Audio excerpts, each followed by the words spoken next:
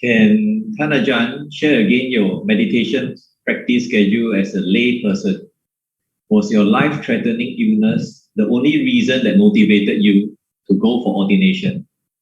I'm guessing it's also a combination of your past karma and parami.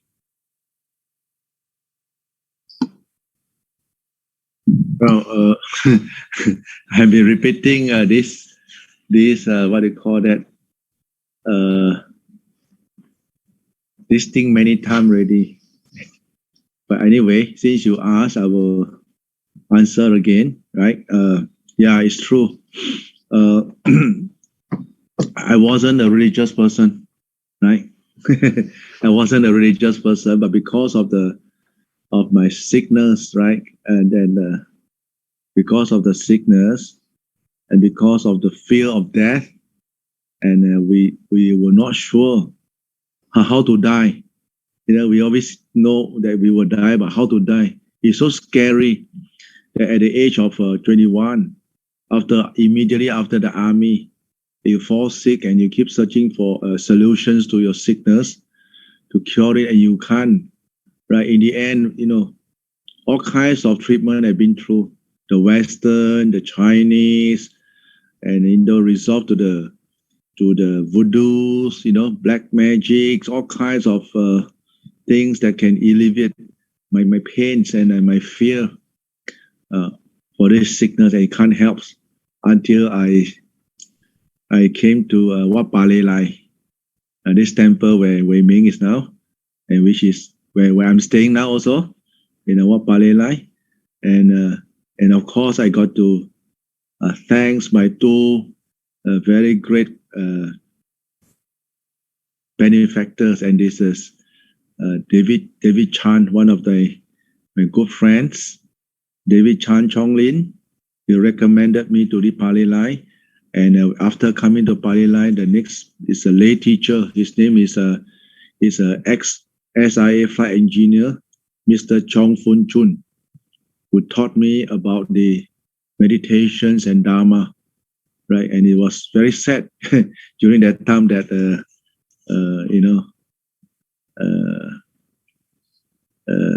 we couldn't learn the proper Dharma in the temple and what we have today, right? It's a blessing in disguise that because of my sickness, right, that I'm able to expose to Buddhism and put forth in the trainings of the mind.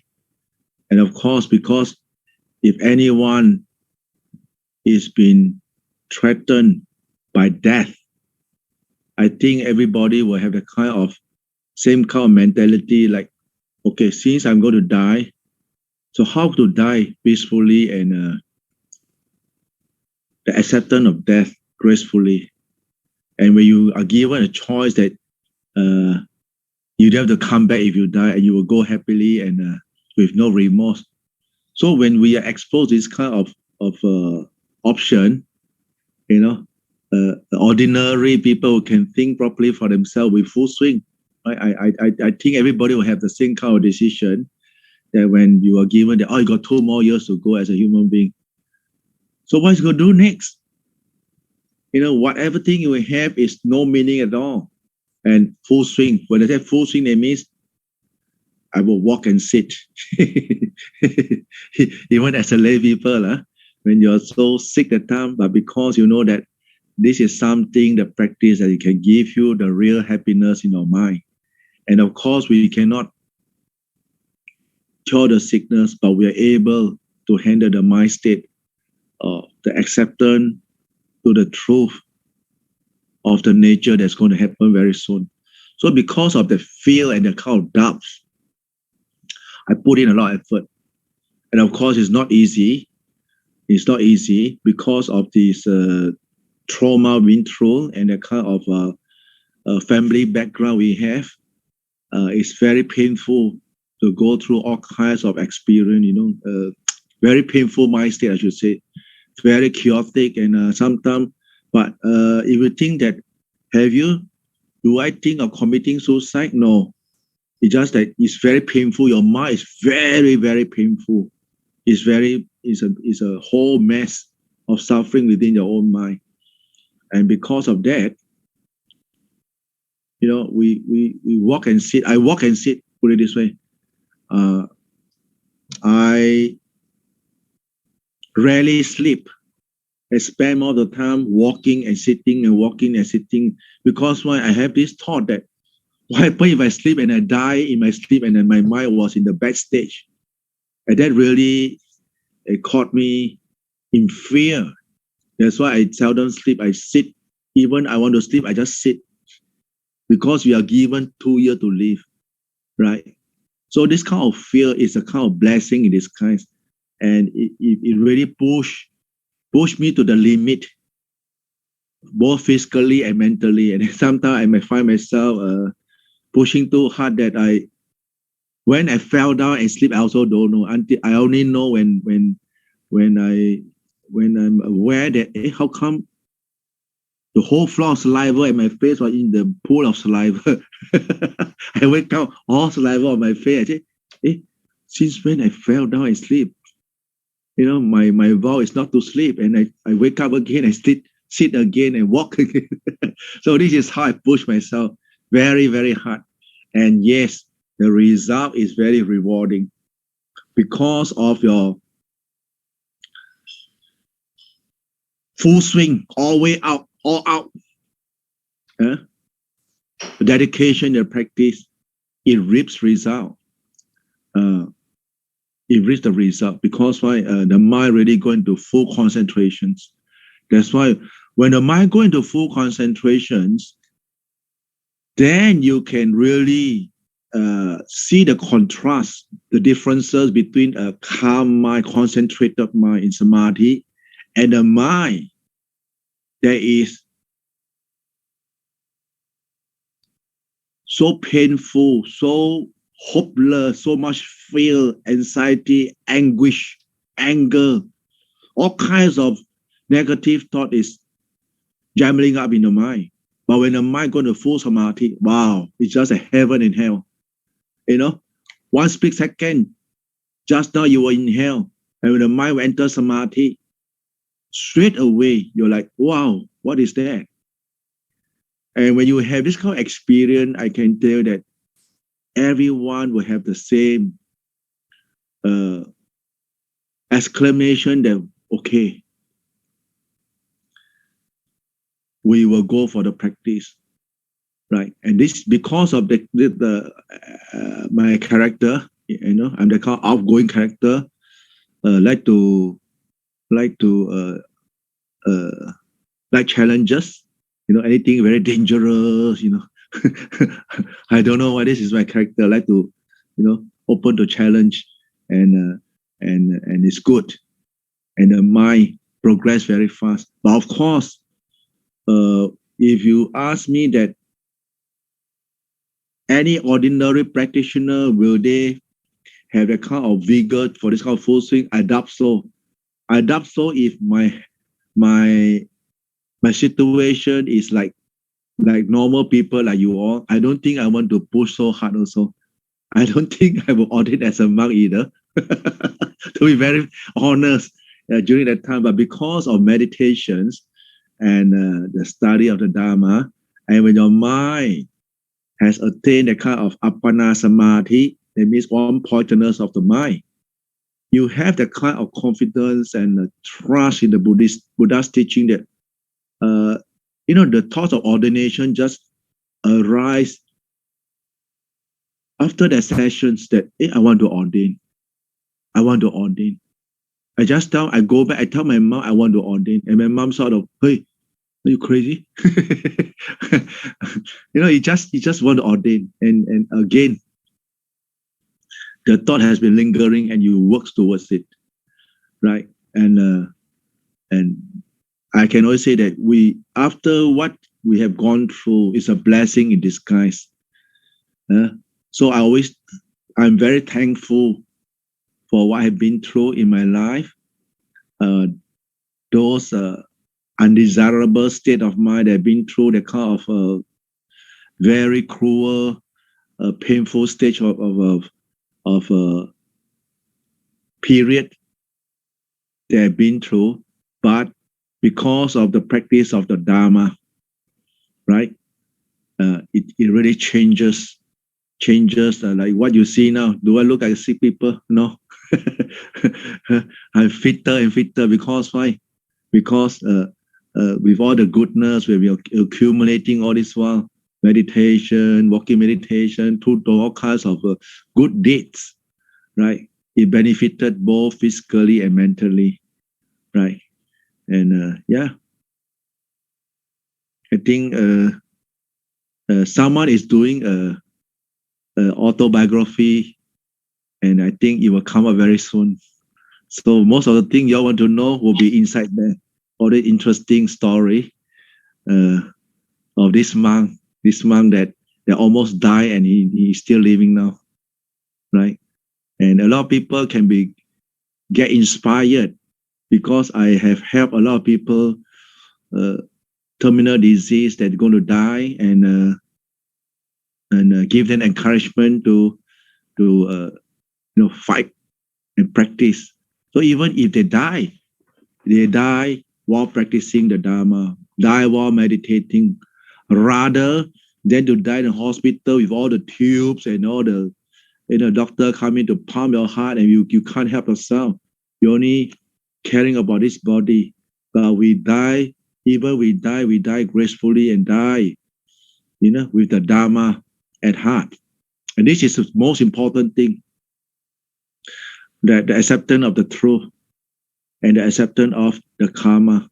And of course, if you talk about Barami, and because my past, I was a general who kills a lot of, go to war, fight, kill people. So this lifetime we got to come back and suffer all this kind of suffering, bodily suffering, and lucky. I say always very grateful to the Buddha's teaching. I'm always very, very grateful to all these great teachers, especially Than Ajaan Geoff, Ajaan Jeffrey, Than Sarapiku, who translated Tam Poli's books, Keeping the Breath in Mind, and all these Dharma friends, and of course, people that involved in Singapore, like in Palelai Temple. If there's no Palelai Temple, then we won't have what we are today, right? So we're going to be great. That's why I always have this kind of great gratitudes, and always have this gratitude for all these people who have assist us, supported us all this while, quest for this spiritual quest for the purity of oneself, right? And this is something that is very, very that we got to have this gratitude. I emphasize a lot on gratitude, because if a person doesn't have any gratitude, you don't talk about practice, whether you are monk or not monk, right? That's why I emphasize you must have the gratitude towards those people who have give us life, that's our parents, to our Dharma friends, Dharma teachers, and gratitude to all these teachers, whether in schools or in colleges who have given us all this knowledge. We must have this gratitude. And all people around us will support us in one way or the other. We got to have all this good human value, that we should value ourselves, and to have this good gratitude towards all living beings, especially people who have done us good and given us support, right? Then your meditation can go well. Like I say, like Than Ajaan Geoff, Than Jeffrey, Than Sarapiku, and like most of you all who have access to all these English books, and books have been translated into different languages from Thai. If without all these forefathers, their sacrifices, their times. I remember Than Ajaan Geoff, when we were together in the Rayong, I saw his eye burst in red color, the blood vessel burst because he got to translate books until his blood vessel burst. And last time we got no laptop, it's only all using, typing. He always got headache. But he never said that, I'm going to stop because I got headache. No, he just keep pressing, going through. So all those sacrifices, he really touches me that, Than Ajaan really do a lot for Buddhism, right? That's why we are the later generation, and we don't treasure. In fact, most of people doesn't appreciate because thing has been easily been accessed, get access to, can get things very easily. So people are less appreciative nowadays. They don't. Not to talk about gratitude. They're not appreciative at all. They take things for granted. Don't talk about lay people, even monks. They are not appreciative. They take things for granted nowadays. They don't have the gratitude. So it's very hard for them to meditate, to practice themselves. So remember, whoever want to practice the Dharma, you must be appreciative, gratitude, and we must know how to control your ego. Never let the ego or what your status is to overcome you, and you can't practice. Right? So can we proceed to the next question? Thank you, Than Ajaan. So the next question is a bit long from T. O. Liu. So it's a question about having some heart issue when he meditates. So a few years ago, I went for 8-day Anapanasati retreat. During that meditation, I felt my heartbeat was very loud and heavy. At certain times, I felt my heart pain during walking meditation. So I was advised, so I went to see a doctor after that. The doctor said that it was normal and I'm just a bit sensitive. The next time I went for a 3-day mindfulness retreat, on the second night, again I felt the heart palpitating hard and it feels almost difficult to breathe. So I quickly sit up and did a long breath and did the breath slowly and it was okay after that. After this, I went to see a Chinese acupuncture doctor and the doctor said I was lack of qi and cannot help my condition. And the second time he went to go and check, again the heart, there was no problem. The doctor concluded it was a mild digestive problem. So taking medication didn't help this problem. So I'm not sure if this is due to the sensitivity because I'm practicing meditation. Sometimes during meditation, I get a strong stomach bloatedness after meditation. Is it because the energy was trapped in the body? Sometimes body scanning helps to relieve this bloating, but after the meal, it comes again, disturbing my concentration. Kindly advise. Okay, we look at this issue in under two sections. Section 1 is the physical aspect, right? Since you went to the doctors, and the doctors has even a Chinese doctor or the Western doctors has said that it's just a small issue. Now we come to the second section is okay, it's more on the mind side. That means your karma. We talk about karma, right?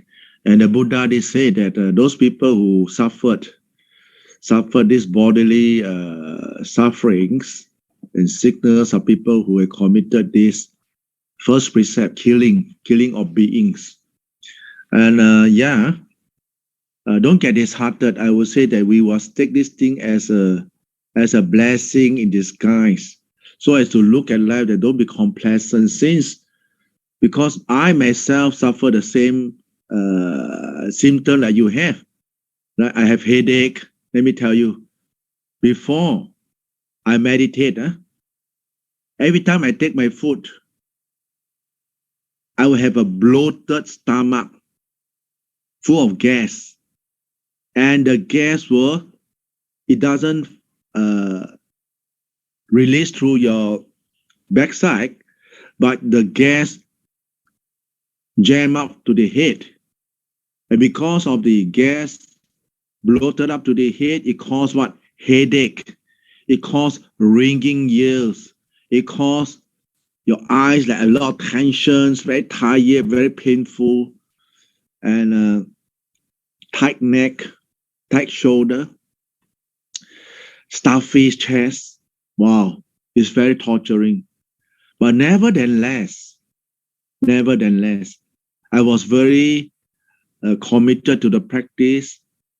I just tell myself that I just got to go through I want to use up my karma.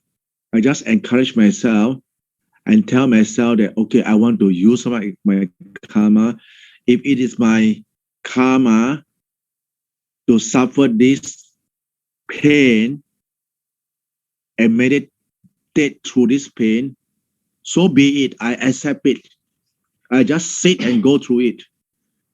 And to my surprise, after sitting for more than 1.5 hours, I start to burst out a lot of gas, and my tears start to, my tears start to roll out from my eyes, and maybe about half hour to 1 hour. Then when I hit the third hour, that is the best, because why? After the bulging, all this gas that had been stuck in the body has been thrown out, and there is a body revention internally. That means, if you want to talk about the toxic, nowadays, because we have new knowledge that bulging actually is throwing out of the toxic gas. That means breath is not so good, the chi. And after I sit for a long period of time, after the bulging, after the tears comes out, and I start to run to the toilet one day a few times, clear out all the old thing, and I feel better and better and better. And then the stomach start to, only the stomach that still have the problem of bloating. But again, we already developed a skill that, okay, if I sit longer, and this symptom will subside. So that made me want to sit long hour. It's a blessing in disguise that it pushes me to sit for long hour, because why? I want to get rid of the gas. So I sit for long hour. When I hit the 3 hour, gas start to throw out. A lot of gas. You can throw until, I think that if you give me a gas tank, I just put a tube on the, I can fill out the gas tank. And yeah, and the body feel light. Your head doesn't have headaches. Your eyes start to feel very bright because of the chi has been thrown out, and your tension of the body start to loosen up the joints all. So it's a meditation. Actually, it develops chi, and when I start to sit until I hit the 6 numbers, about 6 months later, I begin to feel there's the breath energy that's very powerful is forming up on my lower abdomen. I didn't know it's chi. And as I sit longer and longer, I start to discover that these breath elements from the lower abdomen, it start to push upward, push to the chest. And like I feel that last time when I sit, I used to hunch my back, because no chi. You can't sit straight. Sit straight, you feel pain. You got to hunch your back. And after the accumulating of the chi, it start to push up to the chest, push up to the throat, and push up to the, sometimes you can feel something like someone compressed under here. Like that. And after a while, pop, it come out here and go to the back. And sometimes it flow reverse cycle. So we are just observer, and we observe the whole process, and you start to get engrossed. And the more you sit, the more engrossed you get involved. You're enveloped with your training. Either you forget what time, or until there's great pain that arises, then you will focus on the pain. But beside that, you get very engrossed of what is happening within the body. So there's a kind of we call it the interest that will grow gradually. That's why I say practice make perfect. Hands-on experience is the most important thing, right? What are the sutta? This is the sutta. This is the real sutta, hands-on sutta. Because the sutta never tell me that this bag can push this way, push that way. No. But through our experience, after sitting that, then we find the mind enter to a state of samadhi, concentration. The mind just bang, still, very still. The whole world just stop. Everything just quiet now. So how can we define that? There is samadhi, concentration ready. And after we withdraw again, we say, what is that? First time, we are not so sharp about it, not so sure. So we sit again and again and again and again until practice make perfect.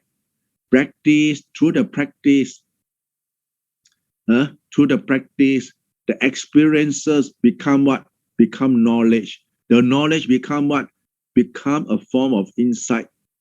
Become something that you can know that, okay, the mind, when the breath reach this standard of firmness, reach this state of heatiness or this state of maturity, okay, you can direct it to this part of the body and you can cure certain kind of pain. And and it become, this knowledge arise within you through your practice. You cannot learn from the books. Books will never tell you all these things. But this is something, that's what the Buddha said, no? Pachatang. That means only you know. Only you know. For the practitioner, people who have this kind of problem, they will know when they talk. Oh yeah, they click. And for example, just now when I read the question, when you say the question, I say, same thing, same thing. That's why I say that it's a blessing in disguise. We got to take all these things as a blessing in disguise. Don't take it as a sickness to come and torture us, because our mind. If you say that this is torturing, then it's torturing. But if you think that, okay, never mind, it's an object for us. It's something that how to find a solution to this kind of problem, physical problem. And yeah, it's good. And the more we practice, like I said just now, you don't have to worry. Your body will recover from all kinds of sickness. Even though it doesn't recover, but it helps you to relieve. Why it relieve? The bloatedness of the stomach will subside, and you start to know more that, okay, there's certain kind of food we can't take. You got to be observant on the intake of the food. Like there's a proverb that says that, 病从口入. The sickness comes from the mouth of what you eat, which is very true. During that time, before I'm like today, all my problems subsided. And why, right? Because I have a slight fatty liver problems, and because of the heatiness, because we don't used to sleep, we don't sleep. I don't sleep. And because this is the human body, we need to rest. If you don't sleep, your liver can't detoxify. When your liver can't detoxify, it gets heated up, very hot. When your liver is hot, it's just like this body is just a wood. When there's fire, it creates smoke, and the smoke is a gas, right? So how? So through meditation, it detoxifies the throwing out of this gas and the tears that comes out. It really detoxifies and make the body feel lighter and better. And again, we are human beings. We need to rest, right? And later, because of many people recommended, like, why you are so sick? Why don't you do this treatment, do that treatment? And for me, I'm very open to all kinds of treatments. And later, I try Ayurvedics, and I try all kinds of detox, enema, liver detox, and it really helps me. It really helps me. Last time when I take food, my stomach get bloated easily, especially deep fried stuff, coffee, caffeine, this stuff. But nowadays, nothing, no problem. Anything I go in, it doesn't cause any problem anymore. Then I said, oh yeah, in the physical aspect, physically, we also must look after the body through this cheap and economical way of treating ourselves. And that is what detox, animal detox and liver detox. Very cheap, right? We don't need any expensive vitamins or don't need, you know. And this one really help. Until today, it really helped. Every time I got this stuffy stomach or shittiness on the head, or I feel my eye aches or a bit of sore throat, drink a lot of water, do an animal flush, and that's it. Problem solved. No problem. The bloated stomach, no problem. And of course, the meditation is the most important thing. That's for the mind. So these two things got to go hand in hand, right? So I think I already answered the question quite thoroughly. Yeah. Thank you, Than Ajaan Keng. Okay, so the last question is from Lao HL. How does one go about looking for a suitable meditation teacher? This is the last question. When you talk about suitable meditation teacher, is that the first thing, of course, you must have the inclination. That means that whether you can click or not, whether you can click with that teacher and whether you have the faith in him. No point you go to a teacher who doesn't know him and you start to have doubts in him, even though he's a reputed teacher, but you don't have faith in him. The first thing is that you got to go down personally and know that the teacher's background, find out about him and how is his practice, is he behaving properly. We don't talk about practice, we talk about behavior first, right? Even though I'm talking about the moral aspect, sometimes we talk about teachers, we don't talk about monks, because sometimes people prefer lay people's days teacher, but of course there are good people around there. They are good teachers. They can teach, right? So we got to see whether the person teaches he practice or not, or he just teach but he doesn't practice. There's a lot who teaches but they don't practice themselves. They can talk but they don't do. Some teacher they told me that we can talk only we can't do. I said what? So that shouldn't be the case. We must do. I don't say we are teacher. If you come to guide you along, if you don't come, I guide myself. This is my policy. 你来同修，你不来我就自修。So no problem. But if you want to portray a teacher, then you got to look properly. Sometimes we can't. Very hard to say nowadays. We don't know the individual person, who is he or who is she. We only through recommendations, and even though it's good, but can you click? Sometimes it's a kind of karmic link, Even though he or she is very good, but you just can't click.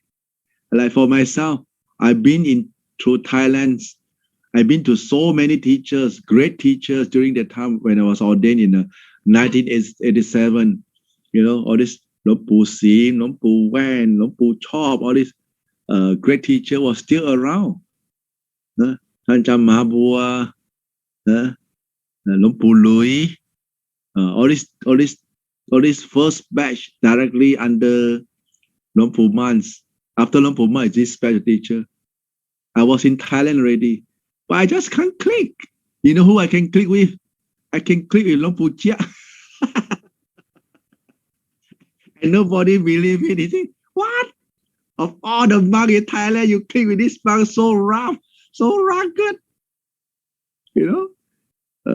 But you just click. So there must be a karmic link, right? If there's no karmic link, you can't click, let me tell you. Even how you practice, how you try to pursue, you can't click, means can't click. Because what they say, you just can't accept it. You just doesn't tally, doesn't whack your heart. And for me, certain teacher, I can click, I just talk to them. I know they are my teacher. He just whack, bang, into your heart. Right? Then you know that, okay, these are the teacher that really you have this kind of karmic link with them. Right? Okay? So I think I have give you enough to find a teacher. But again, the Buddha said the best teacher is yourself. But if you don't have a teacher, you got to find a teacher. Right? Okay?